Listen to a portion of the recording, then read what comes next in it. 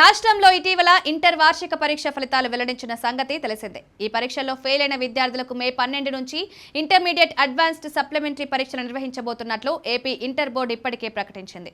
ఈ క్రమంలో ఆదర్శ పాఠశాలల్లో ఇంటర్మీడియట్ పబ్లిక్ పరీక్షల్లో అనుత్తీర్ణులైన విద్యార్థులు, తక్కువ మార్కులు వచ్చిన వారికి ప్రత్యేక వేసవి కోచింగ్ తరగతులు నిర్వహించాలని పాఠశాల విద్యాశాఖ డైరెక్టర్ విజయరామరాజు ఆదేశాలు జారీ చేశారు. ఆదివారాలతో సహా అన్ని రోజుల్లో ఉదయం 9 గంటల నుంచి సాయంత్రం 4:30 గంటల వరకు ఈ తరగతులు నిర్వహించాలని సూచించారు. ఆదర్శ పాఠశాలలకు అనుసంధానమైన కేబీవీపీ టైప్ 4 వసతి గృహాలను కొనసాగించాలని తెలిపారు. ఆదర్శ పాఠశాలలో ఇంటర్ మొదటి సంవత్సరంలో 66%, ద్వితీయ సంవత్సరాల్లో 82% ఏడాది ఉత్తీర్ణత నమోదైంది. ఇంటర్ ప్రథమ, ద్వితీయ సంవత్సరం విద్యార్థులకు మే 12 నుంచి 20 వరకు ఇంటర్మీడియట్ అడ్వాన్స్డ్ సప్లిమెంటరీ పరీక్షలు నిర్వహించనున్నారు.